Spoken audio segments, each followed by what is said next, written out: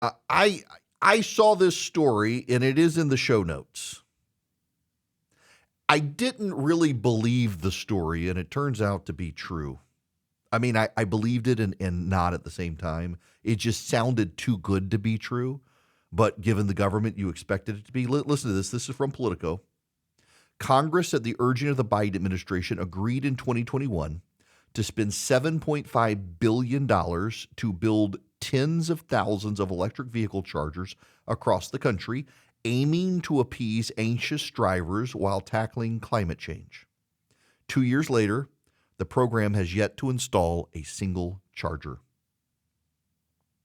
States and the charger industry blame the delays mostly on the labyrinth of new contracting and performance requirements they have to navigate to receive federal funds.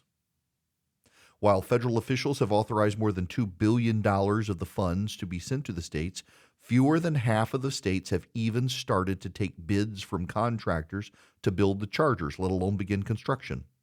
Consumer demand for electric vehicles is rising in the United States, necessitating 6 times as many chargers on its roads by the end of the decade, according to federal estimates.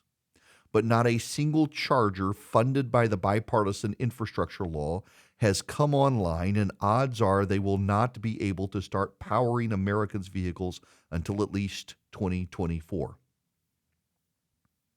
Now, I want to break down a couple of things out of the gate with this story. First of all, the bipartisan law, the Investment Reduction, or the Inflation Reduction Act, was not a bipartisan law.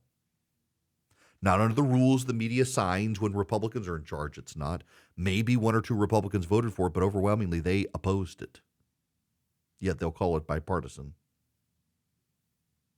The second thing is, listen to this, consumer demand for electric vehicles is rising according to federal estimates. The same federal government that is in charge of dispersing the funds and overseeing the building of these chargers says that consumer interest is rising and consumer demand is rising, and yet the actual automotive industry has sent a letter to the Biden administration, 4,000 car dealers, telling the Biden administration they need to slow down their embrace of electric vehicles because consumers aren't buying them. Who are we going to believe? The private sector that will sell these vehicles and get government subsidies and yet says they are not wanting to be sold, or the federal government that estimates the number of chargers needed for the number of cars and can't get any of it done? Do you really believe the federal estimates or the private sector? Now, if you're on the left, you're going to say the federal government. But I have to question you if you're on the left and say you believe the federal estimates, because these car manufacturers selling electric vehicles get massive federal subsidies to make them. It's actually in their interest to boost the sales of the vehicles. It's in their interest to promote the sales of the vehicles. It's in their financial interest to do this, and yet they're telling the Biden administration they can't sell them. Even as it's in their interest to do, they can't sell these vehicles. And of course, there's a massive, massive backlog and massive, massive demand for fossil fuel burning vehicles, not for electric vehicles.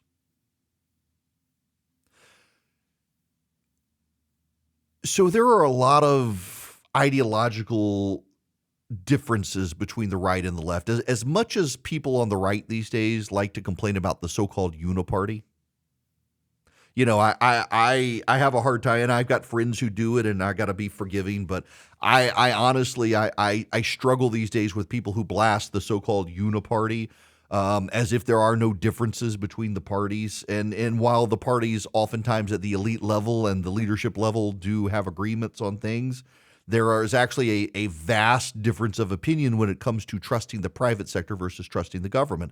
And it's not a coincidence that a lot of the people on the right now who embrace the phrase uniparty are actually big government populists who want to use the government and the power of the government to accomplish things that you can't accomplish in the private sector.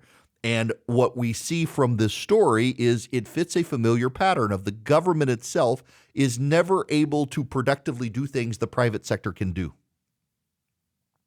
The private sector has been able to get the space program going again.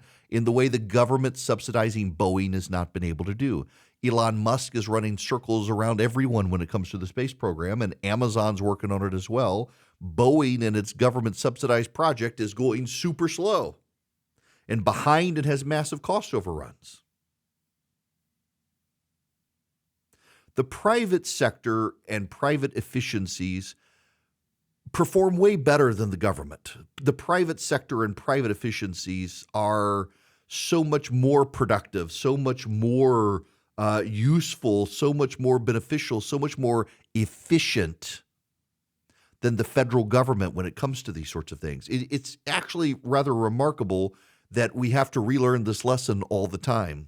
The federal government is not going to be able to produce a bunch of superchargers around the country, in large part because the federal government is not the private sector. It doesn't work the same way.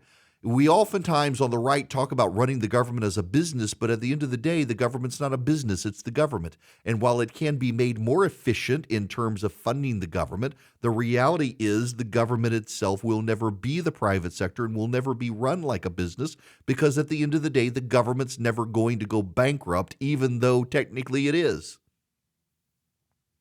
The government can just get more tax dollars. The government can do things businesses can't. But the government is way more inefficient as well. Can you imagine the post office as a private company? The post office would be far more efficient. We've been trying for a while to get the post office to operate more like a private sector business, and it's just deeply bureaucratic and inefficient. But it also delivers the mail every day, rain or shine. It's got obligations imposed on it by the federal government that prevent it from operating completely like a private sector company. The larger issue here, though, is that the government is convinced that it can stimulate demand for electric vehicles in this country, and it's not doing it. The people who want electric vehicles have now largely bought them. They've been subsidized, and yet people don't want them. The people who want them have already gotten them. The people who want to invest in them. So down the hall from me, where I am right now, my CFO for my radio company, David, has a Tesla. He wanted a Tesla. He had an F-150 pickup truck. Decided he wanted to get the Tesla. He loves his Tesla. It farts. When people walk past it, it farts. It's actually very funny to listen to his car fart. He loves his Tesla. But even David notes its limitations. When it's cold, the battery runs down more. The battery estimates, it doesn't live up to the battery estimates typically. When you drive fast and pass people, it runs down the battery quicker. It's got problems. He loves it for what it is, as a out-and-about vehicle where he doesn't have to buy gas, doesn't have to go through all the tire rotations all the time, doesn't have to do oil changes, things like that.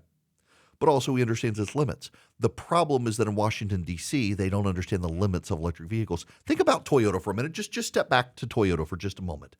The left tried to cancel the chairman of the company. The left tried to drive him from his office as chairman of Toyota because the chairman of Toyota had the audacity to say electric vehicles are not a good strategy. Hybrid vehicles are the way to go. That still use fossil fuels, but sip them as opposed to drink them because you also have a battery component. And that Toyota could make more hybrid vehicles, including plug-in hybrid vehicles, than it could making just electric vehicles because of the demands for lithium and nickel and cobalt and other things in the batteries. And the left tried to drive him from power. And now it turns out everyone else is like, oh, Toyota, smart. The federal government of the United States got it wrong and Toyota got it right because Toyota's in the private sector. Toyota has accountability to shareholders in a free marketplace. The government has accountability to voters, and still over 90% of elected officials get reelected every election cycle because there really isn't a lot of accountability because people are stupid and people are voters, and stupid voters elect stupid officials who continue to get it wrong. Meanwhile, in the private sector, there is a profit motive, and the profit motive requires efficiency so that people pay attention and get things done. So the government of the United States spends $7 billion to build electric chargers to roll out an electric vehicle network in the country, and they haven't put in a single charger. Not a single one. Meanwhile, my Circle K up the street from me just put in 4 electric chargers, and they're charging people.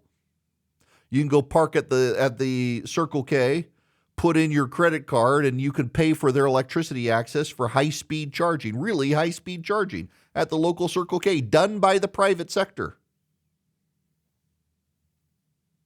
This is just another government boondoggle. Back to the Politico article. The United States has around 180,000 chargers today, according to the Energy Department. That includes 41,000 of the type of fast chargers that can alleviate the dreaded range anxiety of a long-distance road trip in an electric vehicle. In a June study, the National Renewable Energy Laboratory projected the U.S. will need 1.2 million public chargers by 2030 to meet charging demand, including 182,000 fast chargers.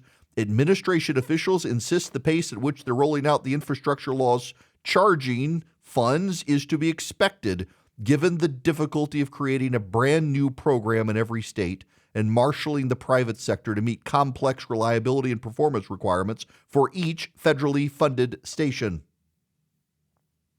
We can go with that, or we could just let the private sector handle it without subsidy.